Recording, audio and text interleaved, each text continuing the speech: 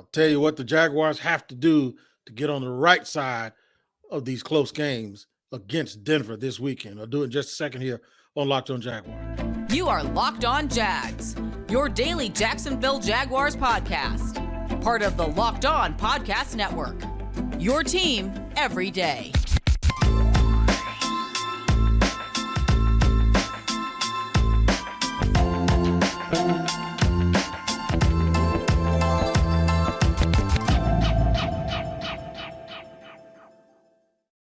People, I am Tony Wiggins, your host of the Locked On Jaguars podcast, where it's your team every day, and we thank you for making us your first listen on your daily podcast here on Locked On Jaguars, reminding you that we are free on all platforms, wherever you get your podcast. You can find Locked On Jaguars. Just make sure you like and subscribe. And also check out the YouTube page, Locked On Jaguars YouTube page. Hit that like button and that subscribe button for me. Today's episode of Locked On Jaguars is sponsored by SimpliSafe Home Security with fast protective technology, exclusive from SimpliSafe. 24/7 monitoring agents capture evidence to accurately verify a threat for a faster police response. There's no safe like SimpliSafe. Visit simplisafe.com/LockedOnNFL to learn more. Yeah, man, I just hope the Jaguars find a way this weekend to get on the winning side of these close games because, as we said in the past, there is no column in the win-loss column for only thing other than win-loss is ties. There's no almost and there's no close. And we've said that a lot, but still every week we have to keep repeating it because, well, the Jaguars actually keep getting very, very close. So what I've done is I've come up with something that I'm going to do. I'm going to tell you in the first segment what the offense can do to help the cause of this team as I try to fix my wig here a little bit on camera, what the offense can do to try to help the team overcome these close losses, what the defense can do to help the team in segment 2 to help them overcome these almost situations. And in segment 3, we're going to kind of tie it together a little bit, and I'm going to give you a prediction and tell you why one little quirky thing about this game seems to favor the Jaguars, just in my opinion, or could favor the Jaguars. But first and foremost, the offense. What do they have to do? Protect the football. They have to protect the football. They have to be patient. And I think they have to run it. And I think this goes to Doug Peterson a little bit too, because as we know, his philosophy is you throw the score and you run to win. I'm not necessarily against that. I understand it, but I don't believe you have to. What it sounds like he's saying is you have to throw the ball to score points so you get ahead, so then your defense can dictate stuff, and then when you get the ball, you can run the ball and control the clock. Like the formula that teams use to actually beat Jacksonville some of these times. I can agree with that, and the perfect game for them are the first game against the Colts and the second game against the Chargers. But since then, they got into a funk because they lost a close game to Houston that they probably should have won. It felt like they treated that game like a scrimmage. And I'm not saying that that's what they did. I'm telling you what it looked like and what it felt like watching it. It was a game that they probably thought they should have won, and they played around and BS'd a little bit too long, and another team got hot on them, and they were never able to get into that formula that they really like. That's why I think you're going to continue to see them aggressive offensively early. You're going to see them come out. Excuse my throat. You're going to see them come out and try to throw the ball early, get in the run-pass mix. The only thing that could screw it up is missing throws high, which Trevor has done a lot in the first quarter, inopportune turnovers, where they have done that too in many of the games they've lost, if not all of them, with the exception of the visit to the Colts in Indy. They had these turnovers. They had these turnovers that while they were going in to score, and ones that just seemed like it's almost as if they seem like things that don't happen all the time, but with them, it seemed to take on a life of its own because just last week, Travis Etienne was running into the end zone and he dropped the ball. James Robinson did the same thing in Washington.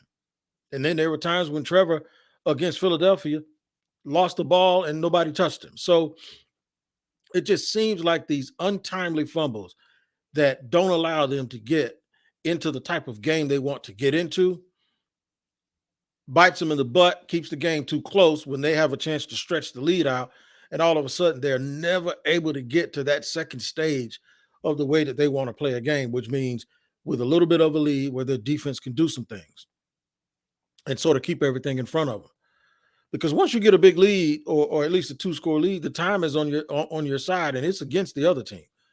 They need to score quickly. They don't want to take all day to be scoring points, because the fear is if you get the ball back, you're going to score again, or you're going to start some ball control, and then they're not going to be able to get back into it. So the Jaguars have to figure out a way to get to that next step in their game plan offensively. That means no turnovers, no untimely penalties that take away big plays that they make. And then Trevor has to be very, very patient. If he's not on early, take the underneath stuff, run the ball with Travis Etienne, change the pace with Jermichael Hasty. Trevor can use his legs a little bit. Denver doesn't score a lot of points, so there's like no real reason to panic and take too many chances early to where you're going to try to go down the field too quick and get out of your game plan if you're Jacksonville. So those are the things that I think they need to work on, the things that they need to do. Some of that is on Doug Peterson. And what happens is if they can win this game, they're really going to put themselves in a position to just start getting that feeling back of what it's like to win, and not go into every weekend or every game week after a game just trying to figure out what's wrong and what else they can do to try to get over the hump. I'm going to tell you more about that, and I'm going to get into the defense. I'm really, really going to talk about that defense, man, and what those defenders can do and what the defense can do. I've talked about the offense. Now I need to really address the defense and what that defense can do to help the Jaguars shake the funk off and get back into the winning column so you guys can enjoy your day. You're going to have a chance to enjoy your day. Segment 3, I'm going to talk about the time that this game kicks off and what it means, not just for the rest of your day, but what it means for Jacksonville. I'll do that in just a second here on Locked On Jaguars after I tell you about SimpliSafe. All right, here's a sports analogy for you when it comes to burglars. If your home is like the end zone and you need the absolute strongest defense you can muster, this is why I use and trust SimpliSafe Home Security. At SimpliSafe, your safety is the only thing that matters. It's cutting-edge technology powered by 24/7 professional monitoring agents who always have your back, so you always know your home is safe. My son bought a house this year, big, beautiful home on the lake. He works a lot, and he needs to know what's going on at his house when he's not there, and that's why he has SimpliSafe, because it's the only company that I trusted with the health of my family. With 24/7 professional monitoring, SimpliSafe agents call you the moment a threat is detected and dispatch police or first responders in an emergency, even if you're not home or can't be reached. Customize the perfect system for your home in just a few minutes at simplisafe.com/LockedOnNFL. Save 20% on your SimpliSafe security system when you sign up for an interactive monitoring plan and get your first month free. Visit SimpliSafe, that's SimpliSafe.com/LockedOnNFL to learn more. There's just no safe like SimpliSafe. And there's no place like Locked On Jaguars when you want Jaguars info before this week's game. This is where you get it from, because it's your team every day. And as always, we thank you for making us your first listen. I'm telling you, man, it is all about getting back on track if you're the Jaguars. It is all about making sure that what you do is figure out a damn way to be on the good side of these close games. The only thing that people care about is winning. They're 2-5, and I always tell folks, yeah, but they lost by, one touchdown or less. They're always within one score, which has to be some sort of record that every game you've lost has been one score or less. And then the thing is, they lost one the other day where they needed 2 inches, and they would have had a chance to kick an extra point and win the game in a walk-off situation, but it just didn't happen. And it hasn't happened all year because, well, it changes every week. Sometimes it's the offense, and sometimes it's the defense. It hasn't been the special teams yet that have cost them. Kudos to that. The problem is you can't get both of these units to play right at the same time. And the reason for that is because I do think they go hand in hand. I think the defense will depend on the offense. The offense depends on the defense. Perfect games for that that you could think about was where the offense let the defense down was against Houston. The defense played well against Houston, but the offense couldn't muster up any more than 9 points. And on the flip side, the offense scored 27 points in a game at Indy, and the defense let them down, especially in the second half. Some of that is not just on the players. Some of it's not on lack of depth. Some of it is not on anything else other than to say that sometimes Mike Caldwell, I don't like the substitutions. And I know I've talked about this in the past. They've had substitutions at critical points when I think they're trying to conserve and save energy. But there's times when you need to just flat out step on the gas, man, and keep your guys in order to make sure you get the ball back so that you can get this formula going and get to the next stage where you get a bigger lead. 7 points is not enough. You score, the offense scores. You look out there and the backup defenders are out there, and there's no reason to do it yet because the defense hasn't played a whole lot. Just rotating just to be rotating, and then you get guys on the field. They give up tons of yards, and then you decide, okay, they're in the red zone. Let me put Trayvon Walker and Josh Allen back in the game. Let me go with my guys down here in the red zone. It's too late at that point. And like I said, I'd see if the other team, and this was just last week against the Giants, I'd see if the other team had gone on these long, sustained drives and your defense was sucking wind or it was 115 degrees outside. That hasn't been the case. What has happened is they've just taken guys out of the game. And I can't for the life of me figure out why.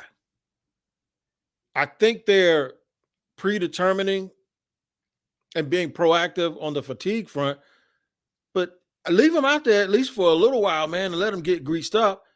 And maybe if they play well in the first drive, they'll play well again in the second drive. The Jaguars defense was well rested after the Jaguars scored a touchdown because the Jaguars offense went the length of the field.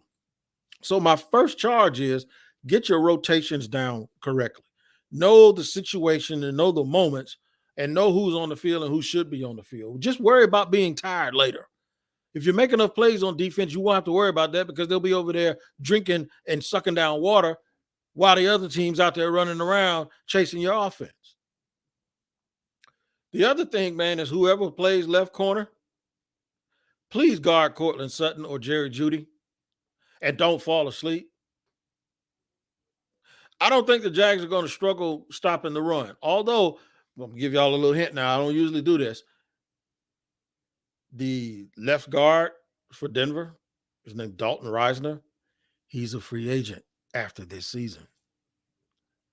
Just watch him and see how he plays. Just take a little look, see and watch how he plays. The Jaguars, though, on defense shouldn't have a problem stopping Melvin Gordon and Murray because Javonte Williams is out. So I think they'll do well with that respect. If Russell Wilson plays, which I heard he is because I heard he was doing one-ups and I heard he was on the wing while they were flying over the Atlantic Ocean, Russell Wilson was out on the wing doing yoga and calisthenics. And he miraculously didn't fly off. So he's going to play. They got to control him and don't let him, make sure you do a little gap and hold and keep him inside of the pocket. Don't let him get out there ripping and running around. And when he does, make sure you contain him and drop him for sacks and make him throw the ball away and get some intentional grounding and all of that stuff, because that's going to be very helpful if you could do that. But yeah, for me, those are the two things that they really, really have to do. Make sure that, I got one more. I forgot. Stop that Dulcich kid. Him, whatever his name is, the tight end with the long hair. Yeah, I think he'll be a little bit of a problem. He's been catching the ball. They've been targeting him a lot lately. Make sure you watch the tight end. Don't get beat deep right by those receivers, and don't let Russell Wilson just sit there and run around all day and get yards scrambling to keep drives alive. I don't think stopping the run is going to be that much of a problem. I think they'll be fine when it comes to that. We're going to tie all of this together, and I'm going to give you one other little thing, one other little quirk that might work in the Jaguars' favor. Yeah, that's right. And, of course, I will give you a prediction that I think you might like. Now, a word from our sponsor, BetterHelp. I've been through tough times, divorce. I had family members that battled depression to the point where, as a caretaker in that situation, I actually got depressed. And I needed to find a way to be tough to train my brain to stay in problem solving mode when faced with those big challenges in life. I tell you, it's hard. It is very, very difficult sometimes. And you always need help. You need better help. And I'm going to tell you about BetterHelp right now. If you're thinking of giving therapy a try, BetterHelp is a great option. It's convenient, accessible, affordable, and entirely online. Get matched with a therapist after filling out a brief survey. And if it doesn't work out for you, you can always just switch therapists. When you want to be a better problem solver, therapy can get you there. Just visit betterhelp.com/lockedon today to get 10% off your first month. That's BetterHelp, HELP.com/lockedon. All right, we thank you for making us your first listen here on Locked On Jaguars. We are greatly appreciative of you doing that. For your second listen today, check out Locked On Sports Today, from the games that matter the most to the biggest stories in sports. Go beyond the scoreboard and find the scenes and behind the scenes. You got to find the scenes, behind the scenes, with the local experts and insights only Locked On can provide. Locked On Sports Today is available on this app, YouTube, and wherever you get your podcast. I ain't going to hold y'all, man. I'm going to give you a prediction. You ready for the prediction? The prediction is here. The Jaguars are going to win this game 23-17. Denver's going to have the ball with a chance to score. May even get close to doing it. But the Jaguars are going to do to Denver what the Giants did to the Jaguars last week. 23-17.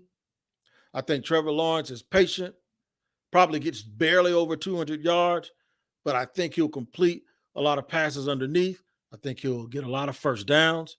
I think Trayvon Walker gets another sack and maybe a half a sack to go with it.